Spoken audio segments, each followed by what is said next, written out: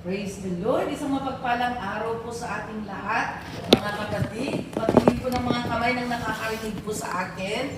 Praise God. Salamat po. God bless po sa ating lahat. At nandito po tayo para po pakinggan muli ang salita ng Panginoon. Amen. At bago po natin pag-aralan kung ano po ang sinasabi ng Diyos sa kanyang mga salita, ay yumuko po tayong muli para po sa isang maikling panalangin.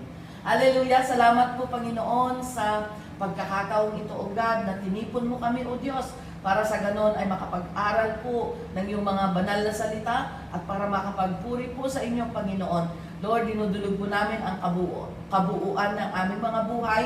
Sakupin mo kami, Panginoon, at Lord, hayaan mo po na ang iyong Espiritu Santo, ang banal mong Espiritu, ang siyang kumilos sa aming kalagitnaan, Panginoon. Teach us your ways, Lord. Turuan mo kami. At Lord, isulat mo po ang iyong mga salita sa puso po namin at gawin mong matabang puso ang puso ng bawat isa para po maintindihan po namin at para po doon maitanim ang mga banal mong salita, Panginoon, na siya magiging gabay namin sa aming pamumuhay sa mundong ito, Panginoon. Salamat po, O God. Ako lamang po ay iyong instrumento, Lord. Wala po akong kakayahang makapagligtas. Wala po akong kakayahang makapagbago ng buhay. Pero Lord, ikaw po na aming sinasamba at itinataas sa oras na ito, ikaw lamang ang may kapangyarihan na bagbuhin ang buhay ng bawat isa sa amin, O God. Salamat po, O Diyos. Ito po ang aming samot dalangin sa pangalan ni Jesus. Amen and amen. Thank you, Sister Edna. Okay, so nadako po tayo sa salita ng Panginoon at alam nyo, mapalad po ang nakakapakinig ng salita ng Panginoon. Dahil alam nyo, ang salita po ng Panginoon ay buhay.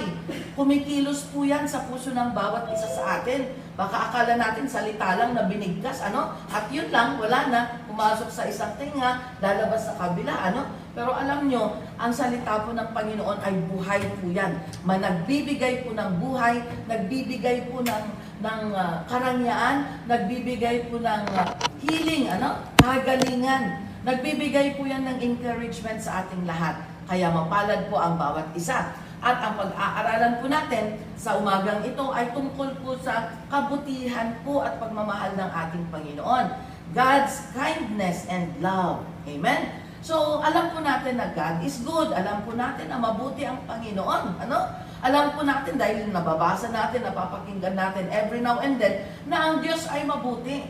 Pero gaano ba kalawak ang kabutihan ng Panginoon? Alam nyo, isinugo po ng Diyos dahil sa pagmamahal niya sa tao, isinugo po ng Panginoon ang kanyang bugtong na anak, ang kanyang kaisa-isang anak, para po siya ang mamatay sa atin, para po tayo pong lahat ay mailigtas. Dahil alam nyo po ang estado po ng tao dito sa mundo, tayo pong lahat ay makasalanan. Ako at ikaw, tayo pong lahat, wala pong banal, walang kasalanan sa ating lahat. Hindi man tayo nagkasala siguro sa gawain, siguro sabihin natin, wala naman akong nagawa, hindi naman ako nagnakaw, hindi naman ako pumatay, so hindi ako makasalanan. Maaring ganon yung ating inaangkin, or yung ating reasoning sa ating mga isip. Pero alam nyo po, nagkakasala ang isang tao kahit na sa kanilang mga isip, kahit na sa kanilang mga pananalita, kahit na sa kanilang mga reaksyon, kahit na sa kanilang mga damdamin. Alam niyo, ang damdamin hindi po natin nakikita. Hindi kagaya ng galit na kapag galit ka, talagang nagpapakita sa mukha mo. Nakikita sa kamao mo kung galit ka. Pero kung yung damdamin, nakatago yan dyan. Maaaring hindi alam ng katabi mo kung ano ang nasa puso mo. Pero alam po ng Panginoon. Amen? Sabi ng Panginoon sa kanyang salita, even sa ating isip, nagkakasala tayo. Kung may nakita tayong isang tao, isang maganda, for example, o kayo mga kalalakihan, nakakita kayo ng maganda, aside from your wife, nakakita kayo ng magandang babae, naglalakad, iba na yung iniisip ninyo, nagkakasala tayo sa isip. Sa pamamagitan din ng ating mga bibig, walang preno. Sige, dakdak ng dakdak, hindi natin napapansin, nakakapagsabi na pala tayo ng mga hindi kaaya-ayang salita. At alam nyo, ang salita, nakakapatay yan.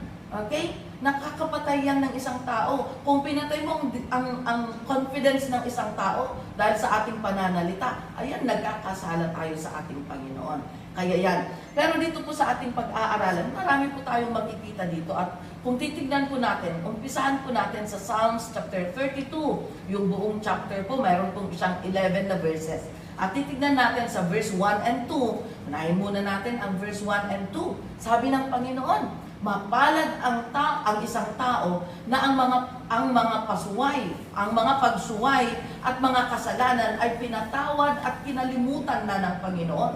Kaya yan, pinag-aaralan po natin na ang kapalaran ng tao, yung blessing na natatamo natin kung tayo po ay maglilingkod at mananampalataya sa Diyos. Sabi niya, mapalad ang isang tao na yung kanyang kasalanan ay pinatawad at hindi lang pinatawad, kundi kinalimutan. Wow! Ang ganda! Alam niyo, ang tao kapag nagkasala ka, ay kahit humingi ka ng tawad, ginagamit na pang-blackmail yung kasalanan mo para makapanghuthot, para i-take for granted ka, ano? Pero ang Panginoon, sabi niya dito, mapalad ang isang tao na ang mga kasalanan ay pinatawad at kinalimutan ng Panginoon. At in verse 2, tingnan po natin, sa versikulo 2, verse 2, mapalad ang tao na ang kasalanan ay hindi ibinibintang sa kanya ng Panginoon at walang pandaraya sa kanyang puso. Ayan. Napakaganda po ng kabutihan po ng Panginoon. Dito pa lang sa 1 and 2 na versikulo, makikita na natin yung kabutihan ng Diyos. Amen? Alam niyo po kasi, ang kasalanan ng tao ay magdudulot po yan ng kapahamakan. Dahil ang kabayaran po ng kasalanan ay kamatayan. Lahat po tayo, patungo po tayo sa impyerno. Lahat po tayo ay nakahiwalay po sa ating Panginoon. Pero heto sinasabi ng Panginoon, mapalad ang tao na ang kasalanan niya ay hindi na ibinibintang ng Panginoon. Okay? Bakit kaya? Bakit hindi ibinibintang sa atin ng Panginoon? Bakit niya kinalimutan at bakit niya pinatawad? Ano po ba ang susi? At naging mapalad ang tao na kahit na pala nagkasala tayo at patungo na tayo sa ating kamatayan at kapahamakan, ang Panginoon meron pa rin magandang plano na nakalaan para po sa atin. Pero bago po natin makamtan ang una at ikalawang bersikulo na ito na inihayag ng ating Panginoon, na dahil sa tindi ng kanyang pagmamahal sa tao, kinalimutan niya yung kasalanan natin. Hindi na niya ibinibintang. Hindi kagaya ng tao na paulit-ulit na ibinabalik yung kasalanan mo. Kunwari, nagnakaw ka 10 years ago. Hanggang ngayon, yun pa rin ang sinasabi. Magnanakaw ka noon. Bukas na naman, makalawa, magnanakaw ka noon. Kahit pinagsisihan mo na. Okay? Kahit na pinagbayaran mo na. Pero ang tingin pa rin sa'yo ng tao, magnanakaw ka forever. Pero ibahin po natin ang Diyos. Sabi niya, kinalimutan na ng Panginoon at pinatawad na ng Panginoon ang ating mga kasalanan. Pero hindi gagawin niya ng Panginoon kung wala tayong gagawin. Okay? So ano ang susi? Ano ang naging susi kung bakit nasambit ng Panginoon ang ganito na statement niya? Bakit nasabi ng Panginoon na kinalimutan niya at pinatawad niya ang ating mga kasalanan? At ang susi po ay nasa verse 3 hanggang verse 5. Tingnan po natin, basahin po natin ang verse 3 hanggang 5. Sabi niya dito, noong hindi ko pa pinagtatapat ang aking mga kasalanan, buong araw ako'y nanlulumo at nanghihina ang aking mga katawan. At in verse 4, araw-gabi, hirap na hirap ako dahil sa tindi ng inyong pagdidisiplina sa akin. Nawalan na ako ng lakas tulad ng natuyong tubig sa panahon ng tag-araw. And in verse 5, ngunit sa wakas, ipinagtapat ko ang aking mga kasalanan sa inyo. Hindi ko na ito'y natago pa. Sinabi ko sa aking sarili, ipagtatapat ko na ang aking mga kasalanan sa Panginoon at pinatawad niyo ako. Ayan, ang susi pala para sa ganon ay ang buhay natin or ang mga kasalanan po natin ay mapatawad at burahin ng Panginoon at kalimutan ng Panginoon ay dahil ipinagtatapat natin ang ating kasalanan. Kaya sa aral din po natin sa umagang ito, hindi lang yung kabutihan ng Panginoon ang ating pag-aaralan, kundi pati din po yung susi kung paano natin makakamtan ang kabutihan ng Panginoon. Kaya dito po sa ating binasa, nakita po natin na ang susi para makamtan natin ang pagmamahal at kabutihan ng Diyos ay kung tayo po ay magsisisi at ipagtatapat po natin ang ating mga kasalanan. Alam niyo po sa pagsisisi, kailangan pong umamin tayo sa Kanya. Hindi lang po yung sasabihin natin na, Lord, nagsisisi ako, patawarin mo ako. Hindi lang po hanggang doon lamang. Kailangan sambitin natin yung ginawa natin. Kaya kung nagnakaw ka ng isang kalabaw, Lord, nagnakaw ako ng kalabaw. Kung ano yung ginawa mo, sambitin mo. Yung kasalanan na ginawa mo, sambitin mo. Kung nangupit ka, nandaya ka, kailangan sambitin natin sa ating Panginoon.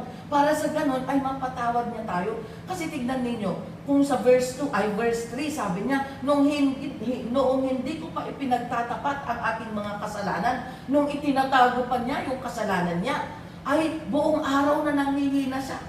Wala siyang kalakasan, wala siyang confidence. Nandun na, natatakot siya, nahihiya siya sa mga pinaggagawan niya. Ayan, yan kasi ang ginagamit ng demonyo. Alam niyo yung mga kasalanan na ginawa natin noon. Yun yung ginagamit ng demonyo para i-blackmail tayo. Kaya lagi niyang sinasabi, nagba-Bible study ka dyan, attend ng Bible study, ganito kaya ang buhay mo noon. Ganito kaya ang mga kasalanan mo. Ay, hipokrito ka. Ganito yung kasalanan mo noon, ganito. Tapos nandyan ka, nagpupuri ka. Gumaganon ang demonyo sa ating mga isip. Kaya yan, pinag-aaralan din po natin yung mga weapons para malabanan po natin ang demonyo. Kaya napag-aaralan natin every time na nag-a-attend tayo sa Bible study, yan, natututo tayo kung paano ba natin lalabanan ang demonyo.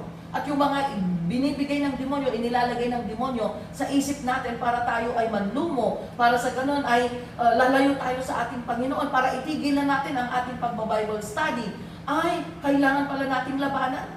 Sa pangalan ni Jesus. Sabi niya, in Jesus' name, ikaw naisip ng demonyo, umalis ka sa isip ko. Ikaw na damdamin na itinatanim ng demonyo sa akin. Yung galit, yung puot, umalis ka sa puso ko. Dahil ako ay pag-aari na ng Diyos. Kinalimutan na at pinatawad ng Panginoon ang ating mga pagkakasala. Alam niyo po ang pangako po ng Panginoon, kung tayo po ay magpapakumbaba, aamin sa ating mga kasalanan. Iko-confess natin. Alam nang ibig sabihin ng confess? Sabihin. Dapat lumabas sa ating bibig mismo, aminin natin yung ating mga kasalanan. As we confess our sins, sabi ng salita ng Panginoon, He is faithful and just to forgive us. Kakalimutan at papatawarin tayo ng Panginoon. Kaya dapat i-confess po natin. Kung nananalangin po tayo, syempre yung panalangin mo, ikaw lang naman nakakarinig. Sabihin mo na sa Panginoon, Lord, ganito po. Nanggahasa ako, Panginoon, dahil sa kagustuhan ng laman ko, nagawa ko ang ating mga kasalanan. Huwag po tayong magturo ng ating mga kadaliri. Alam niyo, sa pagsisisi, wala pong pointing of fingers. Hindi po natin sasabihin na, Lord, nagawa ko yun kasi siya kasi. Wala. Aminin mo, ikaw ang nagkasala. Tayo ang nagkasala. So, dapat tayo din ang may sense of accountability tayo.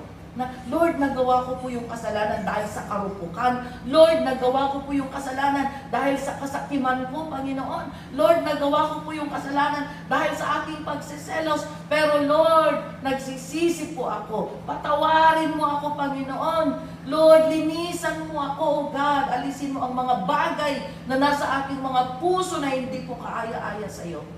And if we do that, sabi ng Panginoon, kakalimutan ng Diyos, hindi niya ulit ibibintang yung kasalanan mo. Kaya kung hindi na ibibintang ng Panginoon ang kasalanan mo, ibig sabihin, binuranan niya. Kaya ikaw at ako, kapatid, tayo na po, ay binago na po ng ating Panginoon. Dapat po palagi tayong nagsisisi. Lagi nating sinasabi yung ating mga kasalanan sa Panginoon. Kasi hindi ka po gagaling. Hindi po tayo gagaling kung hindi po tayo aamin. Kunwari, pupunta ka sa hospital, tatanungin ng doktor, nasaan ba ang masakit? Dahil ayaw mong aminin. Kasi sabihin na natin, nasa private part mo ang masakit. So, hindi mo sasabihin kasi nahihiya ka doon sa doktor. So, ang sinabi mo, imbis na yung dibdib, sabihin na natin, mga nasa private parts yung masakit. Dahil ayaw mong malaman ng doktor, ang sinabi mo, masakit yung ulo mo. Binigyan ka ng gamot para sa ulo. Hindi nalulunasan yung sakit mo, Kasi iba naman yung sinabi mong masakit, hindi ka umamin. Pero kapag sinabi mo, doktor, ang masakit po ay yung dibdib ko. Laging parang may bukol. Pwede bang pakicheck? Ay, diretso yung doktor doon sa pag-check up ng dibdib mo.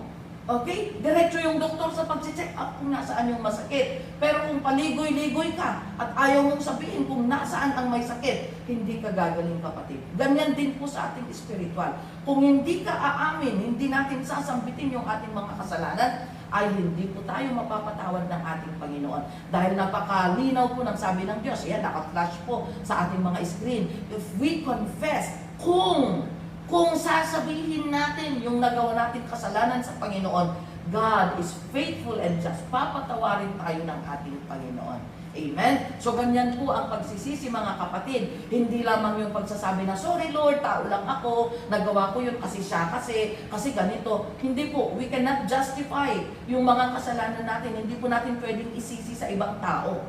Kahit pa sila ang naging dahilan kung bakit mo nagawa, ikaw pa rin ang gumawa. Kaya nga meron tayong freedom of choice. Kaya tayo nag-aaral ng salita ng Panginoon para makontrol natin yung ating reaksyon.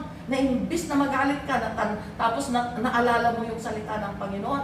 Nasabi niya, forgive your brothers kapag sila ay nakakagawa sa iyo ng kasalanan. Huminahon ka na para hindi ka makagawa ng kasalanan. Amen? So yan, kahit na masama ang ginawa ng ibang tao sa atin, meron po tayong choice kung ano po ang ibabalik natin na reaksyon sa kanila. At kung yung ginawa nila ay pinalitan mo din ng kasamaan, we do not repay evil for evil. Okay, with evil. Wag nating ibalik, okay? Wag nating ibalik yung kasamaan. Kung nagawan ka ng kasamaan, wag ka din gumawa ng masama. Amen? Bahala na ang Panginoon. Sabi ng Panginoon, sa bawat nananampalataya at nagtitiwala sa Diyos, sabi niya, vengeance is mine. Ako ang magtatanggol sa inyo. Ako ang maghihiganti para sa inyo. Okay po ba, mga kapatid? Pakaway naman kung okay sa inyo. Oh, hallelujah. Kaya we do not need to worry. Huwag po kayong mag-alala, mga kapatid. Kung kayo po ay inakusahan lamang at hindi po talaga natin nagawa yung mga bagay na yon, bahala na ang Panginoon. Ang Panginoon may pamamaraan para ipagtanggol ka. Pero kung nagawa talaga natin, ang gagawin lang po natin ay i-confess po natin yung ginawa natin at humingi po tayo ng kapatawaran sa Diyos. Amen? Ayan, in verse 6 to 7 naman, makikita natin dito, dahil ang isang tao kapag napatawad na at nakamtan na nila yung pagmamahal ng Panginoon, na-experience na nila yung pagmamahal ng Panginoon, ano ang mangyayari? Kaya manalangin sana, meron ng desire yung tao, meron na tayong desire at meron na tayong burden para sa ibang tao, meron na yung panalangin natin na, Lord, sana yung nararamdaman ko ngayon, maramdaman din ng kabilang selda. Lord, sana yung pagpapala ng kabutihan mo sa akin. Lord, sana maramdaman din ng ibang BJMP. Kaya yan, alam niyo, pinapanalangin po namin na lahat po ng BJMP ay makapakinig po ng salita ng Panginoon. At mapalad po kayo at pinahintulutan ng mga jail wardens at jail officers na maka-attend po kayo sa Bible study. Kaya nagpapasalamat din po kami sa mga jail wardens, jail officers at lahat po ng mga alagad ng gobyerno na nakatalaga po sa bawat BJMP. Salamat po sa inyong mga buhay. Akala nyo you are doing your duty under the government protocols or under the authorities, Pero you are doing a job in the kingdom of God also, mga sir, mga madam. At saludo po kami sa inyo, mga kapulisan namin, mga wardens namin at mga officers namin. Dahil ito hindi po kakalimutan ni Lord itong ginagawa ninyo. Hindi po kakalimutan ng Panginoon na one day, one time, pinirmahan nyo yung request na makapag-Bible study. At ang mga PDLs na ito, kapag nabago po yung kanilang buhay, dahil sa inyong pirma, yung simpleng pirma mo, at mapupunta po sila sa langit, ang Panginoon po ang siyang mag-bless po sa inyong lahat. Kaya salamat po. Kaya tayo din po ng mga PDLs, wag nating sayangin yung pagpapahintulot na kayo po ay makadalo. Amen? Yung ibang gawain natin, kung pwede natin, yung ibang mga pag-uusap natin, kung pwedeng itigil natin at mamaya tayo mag-usap para mapakinggan po natin ang kabutihan ng Diyos, itigil po muna natin. Kasi alam nyo, kapag binabahagian natin ang ating Panginoon ng ating oras, babahagian ka din ng Panginoon ng kanyang oras. Kung ano ang itinatanim po natin, ganun din po ang ating aanihin. Kaya dahil nagtatanim ka ng concentration, nagtatanim ka, itinatanim mo yung oras mo para mapakinggan ng buo ang salita ng Panginoon, papakinggan din ka ng buo ng ating Panginoon. Okay? Hallelujah! Kaya sabi ng nagsulat ng bersikulo na ito, sabi niya, sana yung nararanasan kong kapayapaan, maranasan din ng ibang mga PDLs. Sana manalangin din ang mga tao habang ikay nakikinig, Panginoon. Para sa ganon, pagdating ng pighati, pagdating ng baha, pagdating ng kapahamakan, hindi sila masisira, hindi sila mapapahamak. Amen? Kaya yan, pati baha. Meron ding baha sa spiritual, hindi lang sa baha sa tubig dyan sa Pilipinas. Yan, mainit na usapin ang flood control. Pero sa spiritual mga kaibigan, darating ang kapighatian, darating ang baha ng sakuna, mga disaster para gisingin ang mga tao. Pero ano ang sabi ng psalmist na ito? Kung tayo ay magtitiwala sa Panginoon, hindi po tayo mapapahamak. Amen? At kung titignan po natin yung verse 8, okay? Tignan natin yung verse 8. Sinabi ng Panginoon sa akin, sabi ng psalmist, tayo na nakaka-experience ng kabutihan ng Panginoon. Ito yung declaration niya. Ito na yung reaction niya. Okay? Reaction natin sa kabutihan ng ating Panginoon. Okay? Tayo po ay tuturuan ng Panginoon. Sabi ng Panginoon, ituturo ko sa iyo ang daan na dapat mong lakaran. Papayuhan kita habang binabantayan.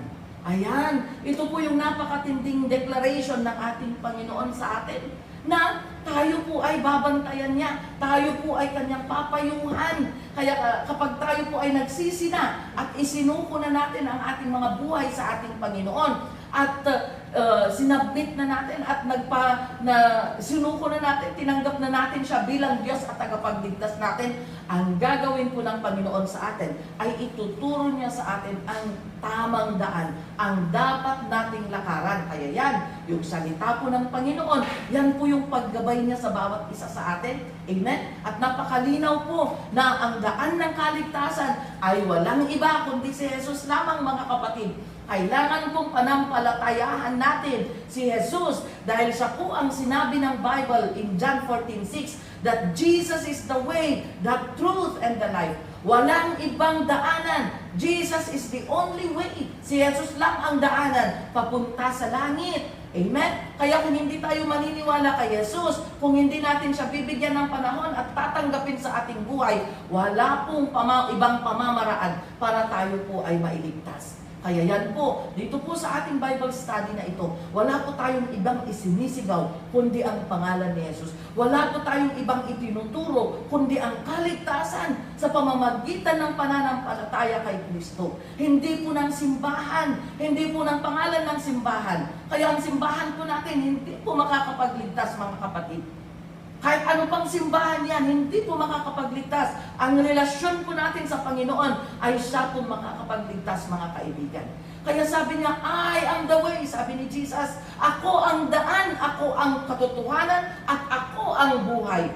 Walang makakarating sa kaharian ng Diyos Ama kung hindi sa pamamagitan ko. Yan po ang sabi ng ating Panginoon. Kaya ang pananampalataya po sana natin ay naka-anchor po. Sana po yung pananampalataya natin nakapundasyon po kay Jesus. Hindi po sa ating kagalingan, hindi po sa ating mga kakayahan, at lalong-lalo na hindi po dahil sa ating mga kayamanan.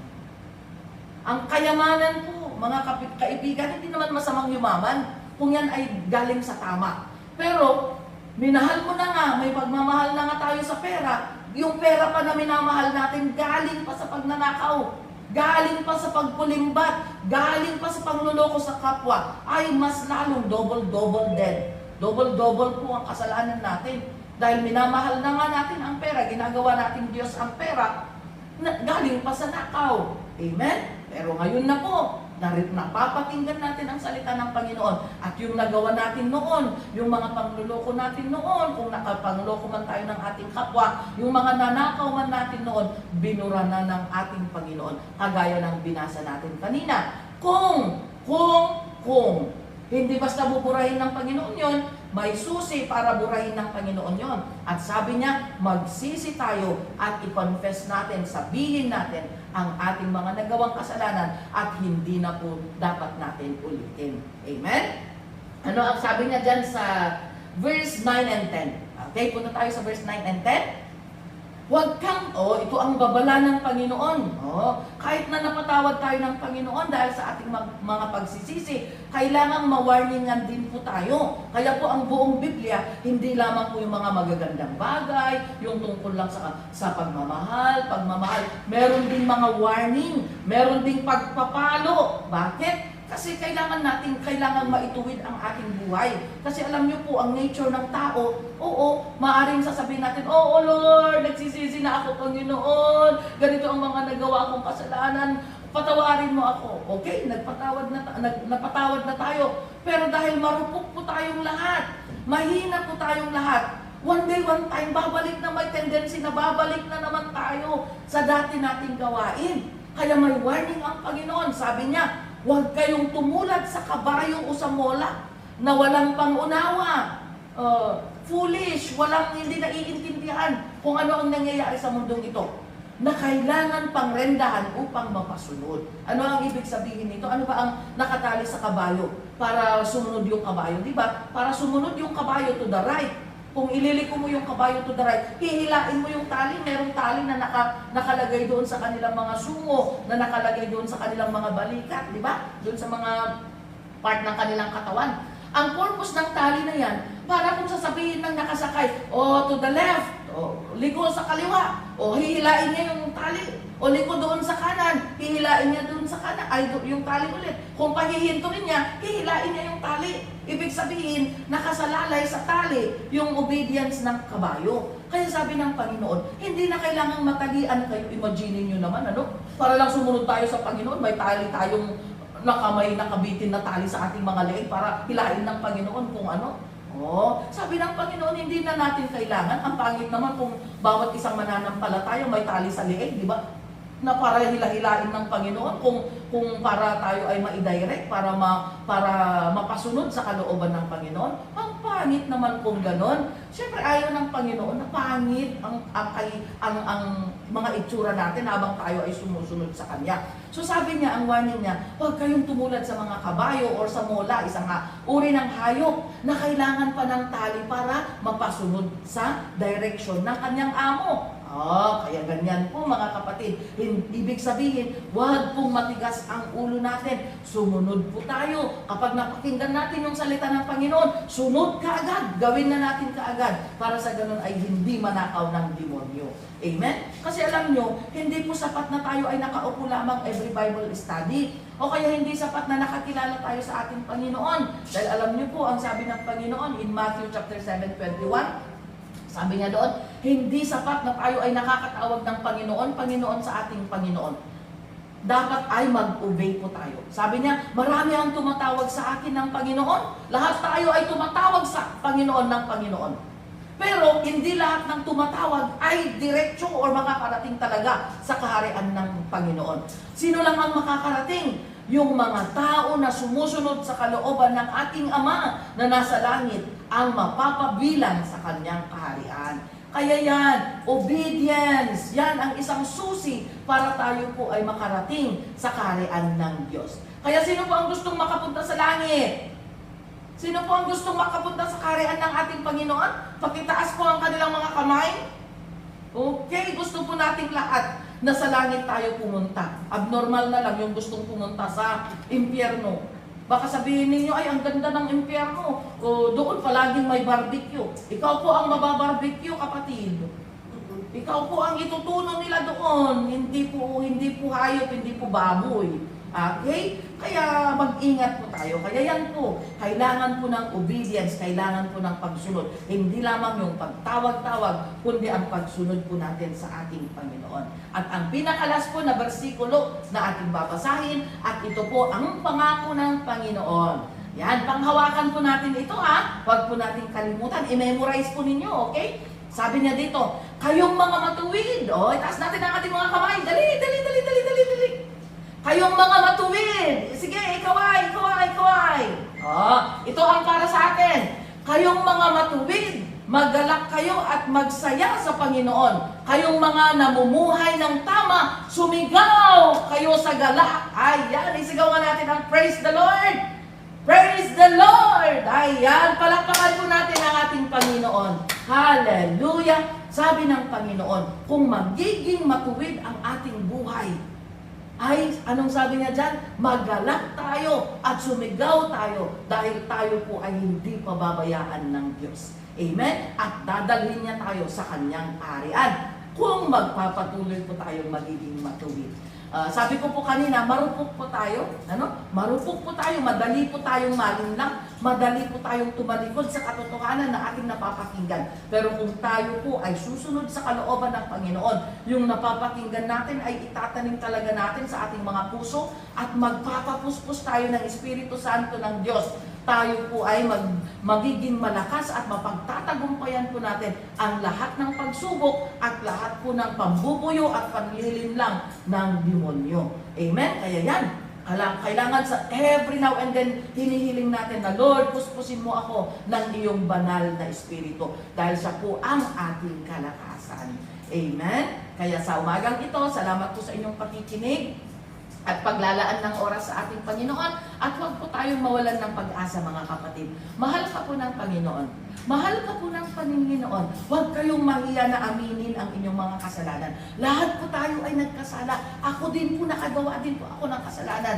Pero nung inamin ko sa Panginoon, sinabi ko talaga, wala akong inilihim sa Panginoon.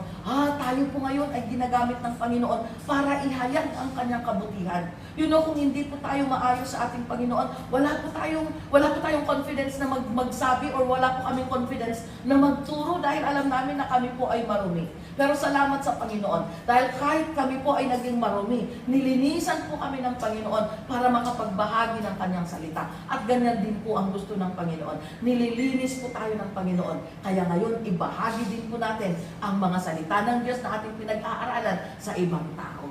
Amen? Hallelujah! So bago ko po ibalik sa ating MC, tayo pong lahat ay yumuko ulit para po sa isang panalangin. Hallelujah! Salamat po Panginoon sa mga aral po na aming natutunan sa umagang ito. Lord, tunay nga Panginoon na napakadakila mo, napakatapat mo Panginoon sa bawat isa sa amin na kahit po paulit-ulit kaming nagkasala, pero ipinapakita mo ang dakila mong pagmamahal, ang dalisay mong katapatan sa bawat isa sa amin. Lord, wag mo pong hayaan na sayangin namin ang iyong pagmamahal Panginoon. Wag mong hayaan Panginoon na maitapon namin yung iyong habag at awa sa amin, O God. Kundi Lord, pahintulutan mo kami na Lord, baunin at itago sa aming mga puso ang mga natututunan namin para maging gabay namin sa araw-araw naming pamumuhay. At muli po, Panginoon, hinihiling ko po, O God, puspusin mo ang bawat isa sa amin ng iyong banal na Espiritu, Panginoon. Lord, even right at this time, hipuin mo ang bawat isa. Lord, fill us all with your Holy Spirit, O God. Lord, kailangan ka namin. Kailangan namin ang kalakasan mo, O God. Kailangan namin ang comfort mo, ang kadakilaan mo sa aming buhay, ang kapangyarihan mo, O God, para makapagtagumpay po kami sa lahat po ng laban namin sa buhay, Lord. Salamat po, Panginoon, dahil sabi mo sa iyong salita, lahat ng humihiling ay pinagbibigyan, Panginoon. At kinakamit na namin, Panginoon, kinakamit na namin ang katagumpayan na ipinangako mo sa buhay ng bawat isa sa amin, O God. Lord, salamat po at ikaw lamang ang madakila sa buhay namin. In Jesus' name, amen and amen. God bless you all, mga kapatid. At see you again next Monday. God bless you and binabalik ko po sa ating MC.